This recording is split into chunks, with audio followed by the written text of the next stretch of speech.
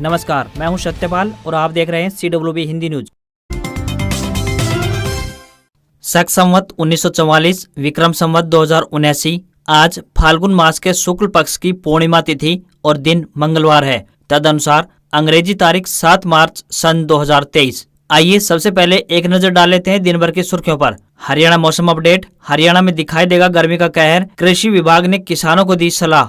10वीं पास युवाओं को तोहफा। खाद बीज की डीलरशिप के लिए करना होगा डिप्लोमा। साथ ही इस डिप्लोमे के बिना नए व पुराने लाइसेंस रिन्यूअल भी नहीं होंगे। 1 अप्रैल से आरंभ होगी मुख्यमंत्री व्यापारी क्षतिपूर्ति बीमा योजना। हिसार के हरियाणा एग्रीकल्चर यूनिवर्सिटी में 10 मार्च से लगेगा कृषि विकास मेला। किसानों को ट्रैक्टर जीतने का मौका मिलेगा। सिरसा में जोरों पर दिग्विजय चौटाला की शादी की तैयारियां। आमजन से लेकर पीएम मोदी तक को न्योता। करीब 1 लाख लोगों की पहुंचने की संभावना। दिग्विजय चौटाला पंजाब के अमृतसर निवासी लगन कौर रंधावा के साथ अपने वैवाहिक जीवन की करने जा रहे हैं शुरुआत। गर्मी को लेकर पीएम मोदी ने की हाई लेवल मीटिंग। कहा आसान भाषा में दे मौसम की जानकारी। अस्पतालों का फायर ऑडिट कराई। हरियाणा के महेंद्रगढ़ जिले के नारनौल में आशा वर्करों का शहर में प्रदर्शन। बोली 7 साल से सरकार ने नहीं बढ़ाया मानदेय। काम में लगातार हो रही है बढ़ोतरी। देश में फैल रहा H3N2 इन्फ्लुएंजा। एम्स के पूर्व निदेशक बोले यह कोरोना की तरह, बचाव के लिए मास्क पहने। केंद्रीय विद्यालय संगठन सोनीपत जॉब्स अपडेट। केंद्रीय विद्यालय में आई अनेक पदों पर भर्ती। लास्ट डेट नजदीक, बताएंगे पूरी खबर।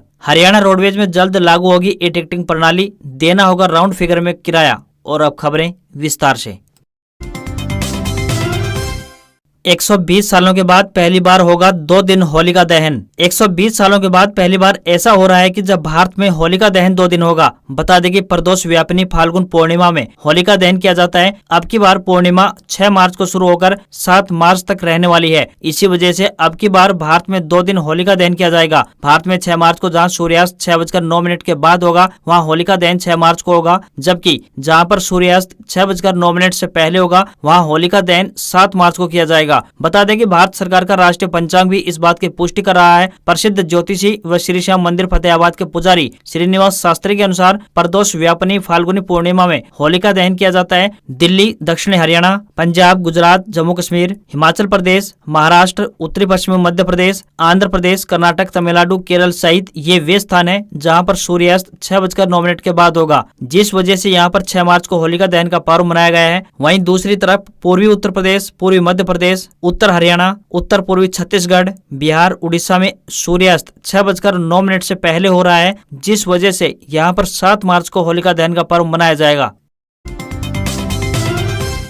शिक्षा विभाग ने होली के साथ ही लोकल हॉलीडे की भी सूची जारी की। हरियाणा में इस महीने 8 दिन स्कूलों में छुट्टियां रहेंगी। शिक्षा विभाग ने इसको लेकर सभी जिला शिक्षा अधिकारियों को आदेश जारी कर दिए हैं। होली में 6 मार्च से लेकर 8 मार्च तक स्कूल बंद रहेंगे। यदि रविवार की छुट्टी को भी मिला लें तो स्कूलों में पूरे 4 दिन का अवकाश रहेगा। शिक्षा विभाग की ओर से विद्यार्थियों को लीव के दौरान नए शिक्षण सत्र की तैयारी करने की अपील की गई है। होली की छुट्टियों की शुरुआत 5 मार्च यानी रविवार से शुरू हो गई है। इसके बाद सोमवार 6 मार्च से लेकर 8 मार्च तक स्कूलों में अवकाश रहेगा। इसके बाद 11 मार्च को सेकंड सैटरडे को अवकाश रहेगा। 12 और 19 मार्च को रविवार की छुट्टी रहेगी। 23 मार्च को शहीद दिवस पर अवकाश रहेगा। 26 मार्च को रविवार और 30 मार्च को रामनवमी की स्कूलों में छुट्टी रहने वाली है। संडे और अन्य दिनों की छुट्टियों को यदि मिला लें तो कुल 14 दिन स्कूल बंद रहने वाले हैं। शिक्षा विभाग ने होली के साथ ही लोकल हॉलीडे की भी सूची जारी की है। इसके अनुसार 7 अप्रैल को गुड फ्राइडे की छुट्टी रहेगी। 5 मई को बुद्ध पूर्णिमा, 23 मई को गुरु अर्जुन देव दिवस और 19 अगस्त को हरियाली तीज को स्कूलों में लोकल हॉलीडे रहेगी।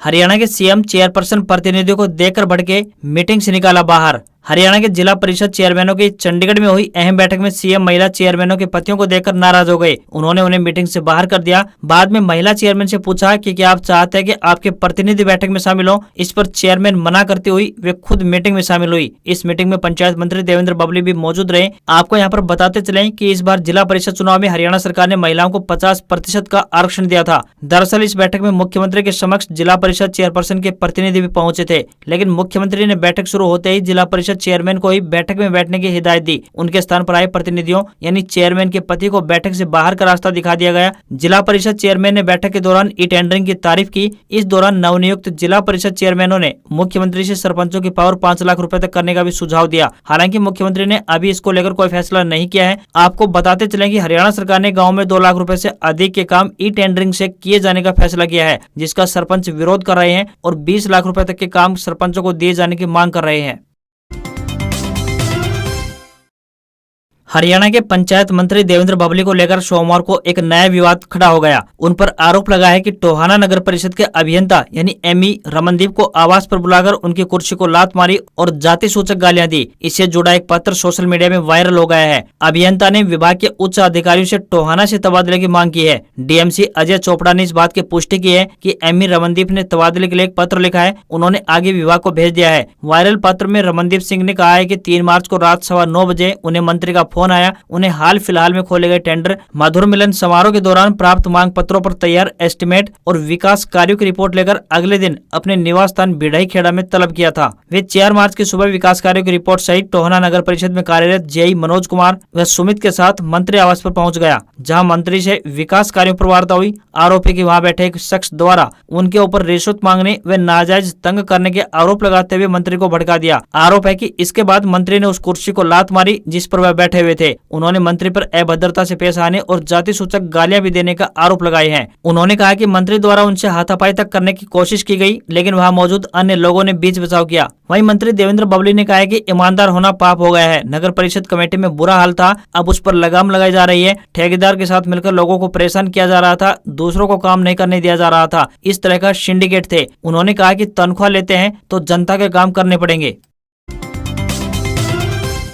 ई टेंडरिंग पर कांग्रेस विधायक दल की मीटिंग, 24 प्रस्ताव पर हुई चर्चा। पूर्व सीएम हुड्डा मौजूद रहे, गवर्नर से मिलकर उठाया सरपंचों का मुद्दा। हरियाणा में ई टेंडरिंग को लेकर मचे घमासान के बीच कांग्रेस की विधायक दल की बैठक में कई अहम मुद्दों पर चर्चा की गई। इस बैठक में पूर्व मुख्यमंत्री भूपेंद्र सिंह हुड्डा समेत सभी कांग्रेस के विधायक मौजूद रहे। सरपंचों पर हुए लाठीचार्ज और 4000 सरपंचों के खिलाफ दर्ज एफआईआर के विरोध में कांग्रेसी विधायकों ने मंथन किया। मीटिंग के बाद हुड्डा के नेतृत्व में एक प्रतिनिधिमंडल हरियाणा गवर्नर से मुलाकात कर ज्ञापन सौंपा। ज्ञापन सौंपने के बाद हुड्डा ने बताया कि 19 जनवरी 2023 को थोपी गई ई टेंडरिंग इंस्ट्रक्शन हरियाणा पंचायती राज अधिनियम 1994 की धारा 39-40 और उसके तहत बनाए गए 1996 के नियमों में नियम नंबर 11 व 134 के प्रावधानों का उल्लंघन है। इसके बारे में माननीय पंजाब एवं उच्च न्यायालय द्वारा 2017 में निर्णय दिया जा चुका है। नियम स्पष्ट करते हैं कि पंचायतों के फंड के बारे में फैसला लेने का पूर्ण अधिकार पंचायत प्रतिनिधियों का है।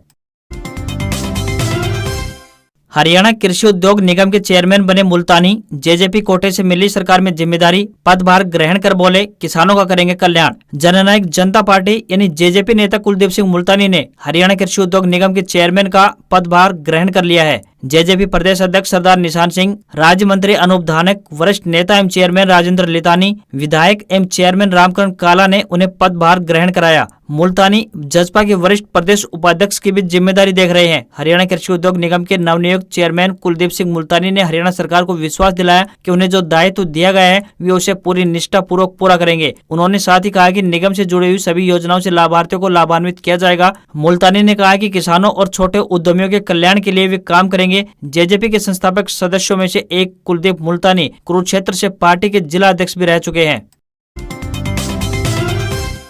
अनियमितताओं का खुलासा, चौटाला सरकार में खरीदे गए ड्यूल डेस्क की 18 साल बाद जांच होगी शुरू। मामले को लेकर शिक्षा विभाग हुआ गंभीर। हरियाणा सरकार ने चौटाला राज्य में स्कूलों के लिए खरीदे गए ड्यूल डेस्क की जांच 18 साल बाद खोल दी है। इसकी जांच वित्त विभाग के सचिव वजीर सिंह गोयत को सौंपी गई है। सभी जिलों में 2000-2001 से लेकर 2004-05 तक 5 करोड़ 50 लाख ड्यूल डेस्क खरीदे गए थे। प्रत्येक डेस्क की कीमत की बात करें तो 439 रुपए थी। उस वक्त IAS संजीव कुमार शिक्षा विभाग के निदेशक थे। सूत्रों का कहना है कि खरीद में अनियमितताओं का खुलासा ऑडिट जनरल ने 2007-08 में अपनी रिपोर्ट में किया था। एजी ने बताया था कि ड्यूल डेस्क की क्वालिटी ठीक नहीं है, लेकिन इस मामले को दबाया गया। अब इस मामले को लेकर शिक्षा विभाग गंभीर हुआ है। शिक्षा विभाग से पूरी रिपोर्ट मांगी गई है। बता दें कि अंबाला, जींद, कैथल, सिरसा, गुरुग्राम, फतेहाबाद, पानीपत, यमुनानगर, सोनीपत, फरीदाबाद, कुरुक्षेत्र, करनाल और रोहतक में ड्यूल डेस्क खरीद में ये गड़बड़ी पाई गई है।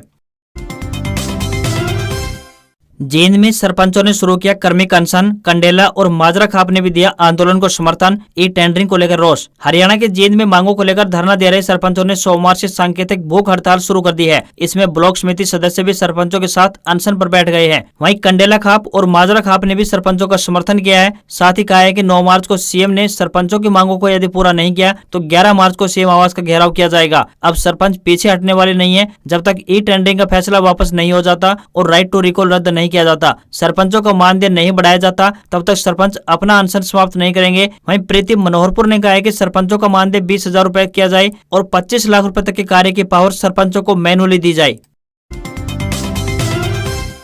केवीएस यानी केंद्रीय विद्यालय संगठन सोनीपत जॉब्स अपडेट। केंद्रीय विद्यालय में आई अनेक पदों पर भर्ती, लास्ट डेट नजदीक। केंद्रीय विद्यालय जीसी सीआरपीएफ सोनीपत द्वारा पीआरटी, टीजीटी व अन्य पदों पर भर्ती के लिए आवेदन मांगे गए हैं। यदि आप भी इन पदों पर आवेदन भेजने के इच्छुक हैं तो ऑनलाइन माध्यम से अपने आवेदन भेज सकते हैं। आवेदन करने की अंतिम तिथि की बात करें तो 10 मार्च 2023 है। शैक्षणिक योग्यता जानने के लिए आधिकारिक अधिसूचना अवश्य देखें। किसी भी वर्ग के उम्मीदवार को कोई भी आवेदन शुल्क नहीं देना होगा। न्यूनतम आयु 18 वर्ष तो वही अधिकतम आयु 65 वर्ष निर्धारित की गई है। इन पदों के लिए उम्मीदवारों को ऑनलाइन आवेदन करने होंगे। हरियाणा मौसम अपडेट। हरियाणा में दिखेगा गर्मी का कहर, कृषि विभाग ने किसानों को दी ये सलाह। हरियाणा में मौजूदा समय में दिन और रात के तापमान में हो रही बढ़ोतरी ने अभी से भीषण गर्मी का असर दिखाना शुरू कर दिया है। मार्च महीने में ही तापमान 3 डिग्री तक बढ़ने की उम्मीद है। वहीं अब रात में भी गर्मी का एहसास हो रहा है। इसको लेकर कृषि विभाग भी चिंतित है, जबकि नियमित रूप से किसानों को टिप्स दे रहा है। मौसम विभाग का अनुमान है कि आने वाले दिनों में पारा और चढ़ने के पूरे आसार हैं। आने वाले पूरे सप्ताह के दौरान मौसम का मिला जुला असर देखने को मिल सकता है, लेकिन सच यह भी है कि अभी तापमान में और बढ़ोतरी होगी। मौसम विभाग चंडीगढ़ के मुताबिक अधिकतम और न्यूनतम दोनों तापमान सामान्य से ऊपर चल रहा है। बढ़ते हुए तापमान को लेकर कृषि विभाग भी किसानों को सतर्क कर रहा है। तापमान बढ़ा तो गेहूं की फसल प्रभावित होगी। इसका सीधा असर इसके उत्पादन और फिर किसानों की आय पर पड़ेगा। ऐसे में अनुमान लगाया जा सकता है कि किसानों को करोड़ों रुपए का नुकसान हो सकता है। वर्तमान में कृषि विभाग किसानों को आवश्यकता के अनुसार हल्की सिंचाई करने की सलाह दे रहा है। 10वीं पास युवाओं को तोहफा, खाद बीज की डीलरशिप के लिए करना होगा ये डिप्लोमा। हिंदुस्तान के किसी भी राज्य में खाद बीज और दवाई बेचने का लाइसेंस पाने के इच्छुक लोगों के लिए जरूरी खबर है। ऐसे लोगों को हरियाणा सरकार के कृषि विभाग द्वारा लाइसेंस दिया जाएगा। Haryana agriculture extension training institute यानी हमेटी की ओर से 10वीं कक्षा उत्तीर्ण युवाओं को diploma in agriculture extension services for input dealer यानी डेसी कराया जाएगा। इस कोर्स के लिए आपको 48 सप्ताह का सफलतापूर्वक प्रशिक्षण लेना होगा, जिसके लिए सप्ताह में एक दिन कक्षा लगानी पड़ेगी। इसके बाद हमेटी की तरफ से आपको एक डिप्लोमा दिया जाएगा। इस डिप्लोमा के आधार पर आप देश के किसी भी राज्य में खाद बीज और दवाई बेचने का लाइसेंस हासिल कर सकते हैं। इस डिप्लोमा की फीस की बात करें तो 20,000 रुपए तय की गई है। यह डिप्लोमा अब तक केवल उन्हीं लोगों को कराया जाता था जो लोग पहले से ही इस व्यवसाय को कर रहे थे और उनके पास लाइसेंस है। इस डिप्लोमा का उद्देश्य की बात करें तो ज्यादा से ज्यादा किसानों को आधुनिक तकनीकों से युक्त खेती के बारे में जानकारी उपलब्ध कराना है। लाइसेंस के लिए डिप्लोमा अनिवार्य किया गया है। इसके लिए खाद बीज और दवाइयों के व्यापारियों को diploma in agriculture extension services for input dealer diploma करना होगा। इसके बाद ही नए व पुराने लाइसेंस रिन्यूअल हो सकेंगे। 1 अप्रैल से आरंभ होगी मुख्यमंत्री व्यापारी क्षतिपूर्ति बीमा योजना। हरियाणा सार्वजनिक उपक्रम ब्यूरो के चेयरमैन सुभाष बराला ने कहा है कि उच्च जोखिम वाली श्रेणी में काम करने वाले ग्रुप सी और ग्रुप डी के कर्मचारियों और सफाई कर्मचारियों को कवर करने के लिए प्रदेश सरकार ने मुख्यमंत्री हरियाणा कर्मचारी दुर्घटना बीमा योजना बनाई है, ताकि किसी अनहोनी की स्थिति में उनके परिवार को कुछ सहारा मिल सके। उन्होंने बताया कि दुर्घटना में मृत्यु या फिर स्थायी विकलांगता के मामले में छोटे व्यापारियों के लिए भी मुख्यमंत्री व्यापारी सामूहिक निजी दुर्घटना बीमा योजना बनाई गई है, ताकि मुसीबत के समय इनके परिवारों को आर्थिक सहायता मिल सके। यही नहीं, अंत्योदय परिवारों को सामाजिक सुरक्षा मुहैया करवाने के लिए मुख्यमंत्री परिवार समृद्धि योजना तैयार की गई है, ताकि अंतिम व्यक्ति तक बीमा योजना का लाभ देकर उन्हें चिंता मुक्त किया जा सके। हरियाणा सार्वजनिक उपक्रम ब्यूरो के चेयरमैन सुभाष बराला ने कहा कि मुख्यमंत्री ने स्ट्रीट वेंडर्स, छोटे व्यापारियों और 1.5 करोड़ रुपए तक के वार्षिक टर्नओवर वाले व्यापारियों के दुख दर्द को भी बखूबी समझा है और इसीलिए इस वर्ग के कल्याण के लिए किसी भी प्राकृतिक कारणों या फिर आग के कारण संपत्ति के नुकसान के मामलों में मुआवजा प्रदान करने के लिए मुख्यमंत्री व्यापारी क्षतिपूर्ति बीमा योजना के संशोधन दिशा निर्देशों को हाल ही में अधिसूचित कर दिया है। यह योजना भी 1 अप्रैल 2023 से पूरे प्रदेश यानी हरियाणा प्रांत में लागू हो जाएगी।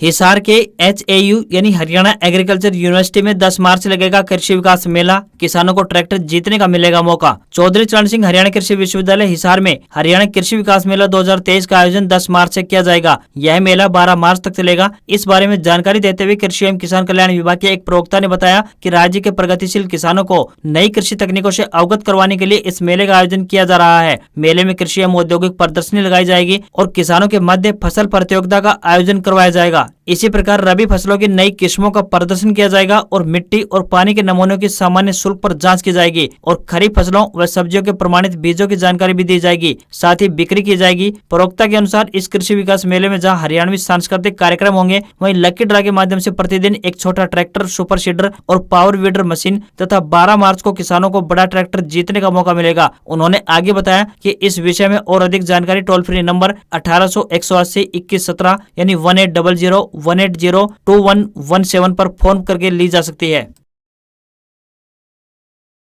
देश में फैल रहा H3N2 इन्फ्लुएंजा। एम्स के पूर्व निदेशक बोले, यह कोरोना की तरह बचाव के लिए मास्क पहने। एम्स के पूर्व निदेशक डॉक्टर रणदीप गुलेरिया ने देश में फैल रहे H3N2 इन्फ्लुएंजा से लोगों को सावधान रहने की अपील की है। उन्होंने बताया कि यह कोरोना के जैसे ही फैलता है, इससे बचने के लिए मास्क पहने, सोशल डिस्टेंसिंग का पालन करें और बार बार अपने हाथों को धोते रहें। बुजुर्गों और पहले से ही किसी बीमारी से परेशान लोगों को इससे ज्यादा परेशानी हो सकती है। उधर केंद्रीय स्वास्थ्य मंत्रालय ने सोमवार को हेल्थ एक्सपर्ट के साथ H3N2 इन्फ्लुएंजा के बढ़ते मामलों पर चर्चा करने के लिए एक बैठक की। बैठक में एक्सपर्ट ने कहा कि देश में कोरोना के मामले कम हुए हैं, लेकिन फ्लू के मामले बढ़ रहे हैं। इससे लोगों को सतर्क रहना होगा। अडानी ग्रुप के 10 में से 8 शेयरों में तेजी। फ्लैगशिप कंपनी एंटरप्राइजेज का शेयर 5% से ज्यादा चढ़ा। सेंसेक्स 415 अंक बढ़कर बंद हुआ। घरेलू शेयर बाजार में तेजी देखने को मिली है। सेंसेक्स 415 अंक बढ़कर 60,224 के स्तर पर बंद हुआ। वहीं निफ्टी की बात करें तो निफ्टी भी 117 अंक चढ़ा। ये 17,711 के स्तर पर पहुंच गया। सेंसेक्स के 30 शेयरों में से 25 में तेजी, तो वहीं सिर्फ 5 शेयरों में गिरावट देखने को मिली है। अडानी ग्रुप के 10 शेयरों में से 8 में तेजी दिखाई दी। अडानी एंटरप्राइजेज का शेयर 5.45% चढ़कर 1982 रुपए पर बंद हुआ। Adani enterprises, Tata Motors, ONGC, NTPC, power grid, Bajaj Finserv, Infosys, Asian paints और टीसीएस समेत निफ्टी 50 के 39 शेयरों में तेजी दिखाई दी। वहीं Britannia, Tata steel, JSW steel, Hindalco, LT, IndusInd bank और सन फार्मा समेत निफ्टी के 10 शेयरों में गिरावट रही। वहीं सराफा बाजार में सोने में गिरावट और चांदी में तेजी देखने को मिली है। 24 कैरेट सोना 56,089 रुपए प्रति 10 ग्राम के स्तर पर बंद हुआ। चांदी की बात करें तो ये 64,266 रुपए प्रति किलोग्राम के स्तर पर पहुंच गई है। उधर डॉलर रुपया के मुकाबले 5 पैसे कमजोर हुआ। $1 का रेट 81 रुपए 92 पैसे के स्तर पर बंद हुआ। आज खबरों में बस इतना ही। देखते रहिए CWB हिंदी न्यूज। नमस्कार। अगर आप हरियाणा के साथ साथ देश दुनिया की ताजा तरीन खबरों से अपडेट रहना चाहते हैं तो हमारे दूसरे चैनल CWB हेडलाइंस को अवश्य ज्वाइन करें। चैनल को शेयर, लाइक व सब्सक्राइब करना ना भूलें। और अंत में चलते चलते सभी हरियाणा वासियों के साथ साथ सभी देश व प्रदेश वासियों को CWB हिंदी न्यूज परिवार की तरफ से होली की हार्दिक शुभकामनाएं।